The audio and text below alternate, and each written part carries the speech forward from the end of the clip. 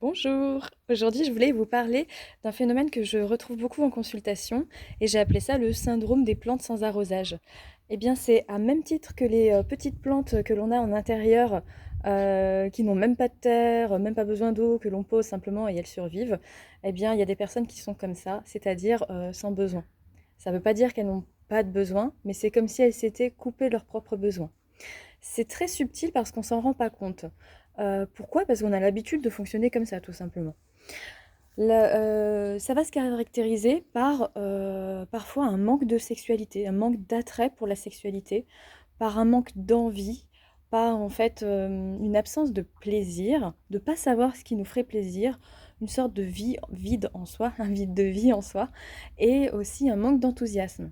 Et on aurait beau offrir à ces personnes en fait un voyage gagné avec un saut en parachute au-dessus des îles Baléares ou je ne sais quoi, bah, c'est comme si, ouais, super, elle serait contente, mais elle prendrait pas part à l'action, en fait. C'est comme si elles n'étaient pas vivantes dans l'action.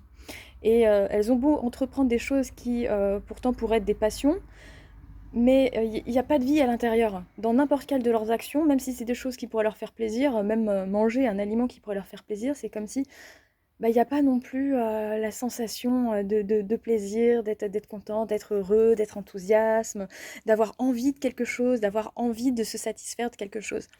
Donc, ce qui va générer en fait ce genre de comportement, c'est bien souvent c'est dans l'enfance.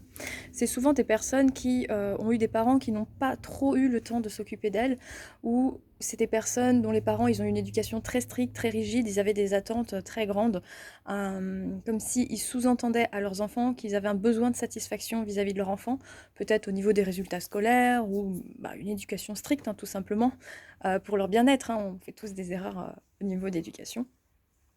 Et donc, ces personnes-là, en fait, elles vont se couper de leur enfant intérieur, elles vont se couper de leurs propres besoins et ça se situe même, en fait, au niveau de notre bas-ventre. On a un cerveau qui s'appelle le deuxième centre d'énergie, que d'autres appellent le 2e chakra, qui régit aussi la sexualité, les plaisirs, la vie en soi. Se sentir bien, vivant, incarné, qu'on sait ce qu'on veut dans la vie, qu'on se sent vivant dans chacune de nos actions. Il sert à ça, ce 2e chakra. Ce qui fait que les personnes, elles ont moins besoin de fonctionner avec leur mental et elles sont plus à l'écoute de leur cœur.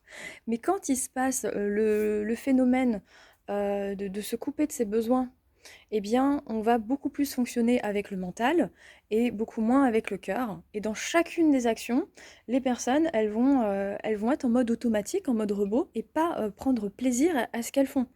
Euh, Pas forcément quelque chose qui nous ferait plaisir, hein, mais des actions quotidiennes comme manger, faire le ménage, c'est pas forcément des choses extraordinaires, mais on est dans cette action. Et il y a des personnes, elles pourront être avec des amis, elles pourront être en randonnée, voir un magnifique paysage, mais elles n'arriveront pas à en profiter en fait, parce qu'elles n'arrivent pas à profiter d'elles-mêmes. Elles sont dans une éternelle insatisfaction à cause de ce phénomène-là. Elles ont oublié d'écouter leurs propres besoins, donc le cerveau s'est dit bah, je n'ai plus besoin de besoins. Et ce qui va se passer, c'est que les personnes sont trop dans leur mental et ça va créer un vide de vie en soi. Et il y aura besoin de se sentir vivant, besoin de se sentir soi. Et ça va créer un mal-être, ça peut même créer un état dépressif en fait. Donc pour sortir de ce phénomène-là, eh bien, j'inviterais les personnes à être à l'écoute de leurs besoins. Mais pour être à l'écoute de son besoin, alors qu'on ne sait pas ce que c'est nos besoins, c'est déjà d'être à l'écoute de soi, d'être présent en soi, c'est l'instant présent. Quand on fait une action, d'être conscient, pas dans l'attente de ce que l'on fait de l'action. Par exemple, si on écrit, on n'attend pas d'écrire quelque chose sans faute d'orthographe. Si on fait la vaisselle, on n'attend pas le résultat de la perfection, que ce soit parfaitement propre. C'est vraiment, on est juste dans ce que l'on fait. Et le fait d'être dans ce que l'on fait, on se ressent en soi. C'est comme si nous, on était en nous, on rentrait à la maison en fait. Et le fait de faire ça très fréquemment, eh bien, ça va faire que on commence à avoir notre enfant intérieur, ce que l'on est vraiment, qui nous fait part de ses besoins, de ses envies, et de plus en plus on s'ouvre à la vie et on se ressent vivant. Et après, ça devient en mode automatique. Il suffit de 21 jours à notre cerveau pour prendre de nouvelles habitudes.